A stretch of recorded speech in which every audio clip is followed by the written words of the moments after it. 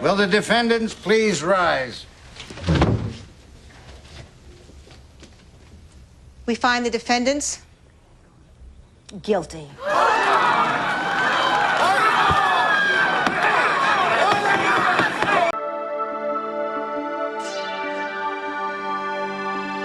Hey guys, welcome to the Liberal Hive Mind, a channel solely focused on exposing the abundant hypocrisy of the left. Oh boy, it's frickin' FAFO season. Look, I know we've been busy covering and talking about the Kilmar deportation, Letitia James getting smacked with a criminal referral for mortgage fraud, the Democrats' civil war going on, as Alexandria Ocasio-Cortez seems to be taking over the reins. But just because we've been busy covering the daily news cycle, doesn't mean that we forgot. I made a commitment and we're sticking to it. We are going to document nearly every single act of far-left terrorism as this anti-Elon Musk Tesla terror campaign continues. This coordinated campaign of political intimidation and sabotage. Like I always say, we can't simply let them get away with it, let them shove it all under a rug, or let the news cycle distract from these despicable actions. We're going to continue to cover and highlight all these incidents, and especially the characters that are involved. And boy do I have a video for you guys today, especially with the headline story. The latest Tesla terrorist to get swept up by law enforcement is of course a leftist, but not just any leftist. No, as we're now learning, he's a literal state employee working under little tampon Timothy Walz. Yeah, that's Minnesota Governor Tim Walz. Yeah, let's just say his previous comments are coming back to haunt him. Let me show you guys exactly what's going on here. We got some stuff to get into, so let's roll the tape. Alright folks, so let's first start off at the top here. Little tampon Timmy's got some explaining to do. Remember all those years where the left was constantly lecturing us about incitement to violence? When they used to care to pretend about calls to violence? You know, the whole Trump incited an insurrection hysteria, and even before that, his rhetoric is inciting violence across the country from Charlottesville to his attacks against the media. He's inciting violence against the media. All this fake pearl clutching over political speech that they were pretending was inciting violence, when newsflash, it wasn't. Well, they were constantly searching for that moment, right? Except as per usual, they're blinded by their bias. They're always searching in the wrong place. Where they should be searching is on their own damn side. And well, guess what? We've got yet again another example of real incitement now. A couple weeks ago, Governor Tim Walz was out here egging on this left-wing terror campaign against Tesla, actively encouraging it. Saying on my phone, I don't know, some of you know this on the iPhone, they've got that little stock app. I added Tesla to it to give me a little boost during the day. 225 and dropping. You can take dental floss and pull the Tesla thing off, you know, and take out, just telling you. He was basically telling people, yeah, keep it up. We want to see the Tesla stock price tick all the way down. Well, guess what happened pretty much immediately after that moment? I guess one of his own employees clearly got the message, huh? Because now it's been revealed that this guy, Dylan Bryan Adams, a 33-year-old, a leftist who works for Tim's government, went on a full-blown Tesla vandalism spree, targeting Teslas all over the city, inflicting more than $20,000 worth of damage.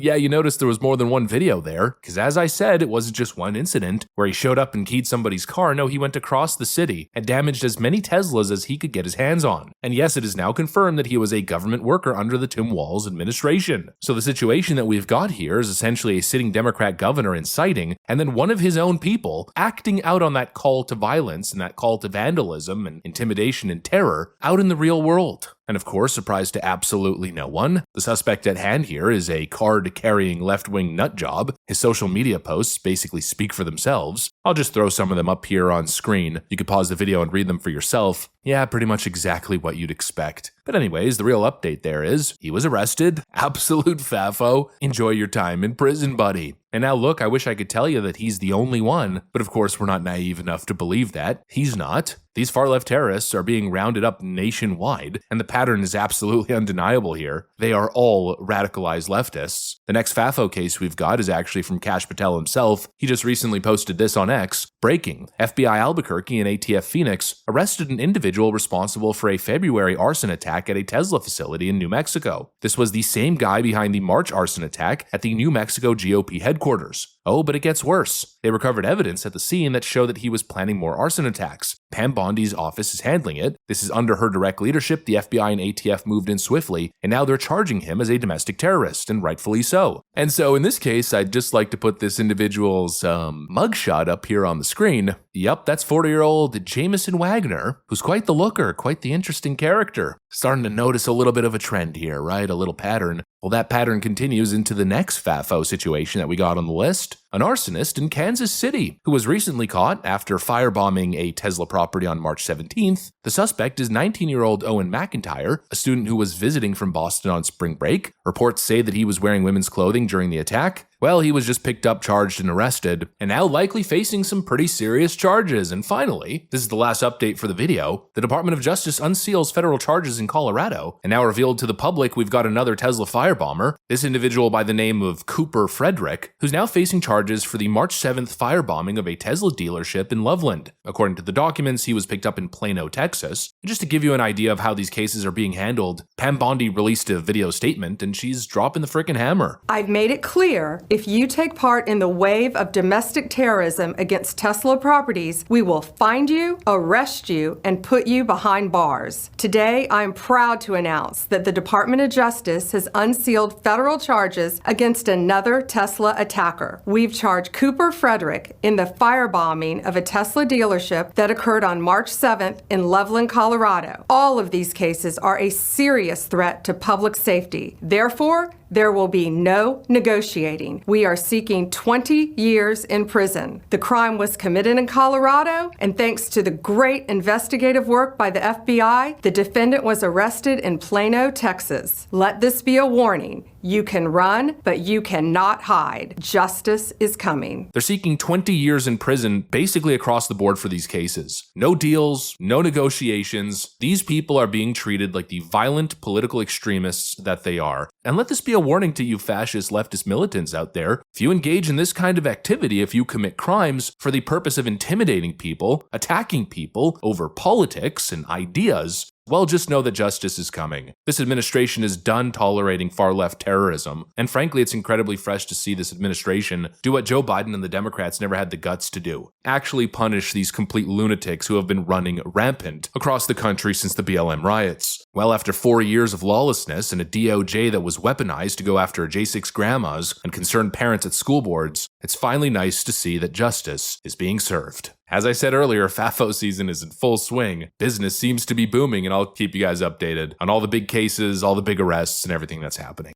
Anyways, that's pretty much what I got for you guys. Hopefully you enjoyed the video. If you did, make sure to leave a like and possibly subscribe. Thanks for watching, and I'll see you on the next one.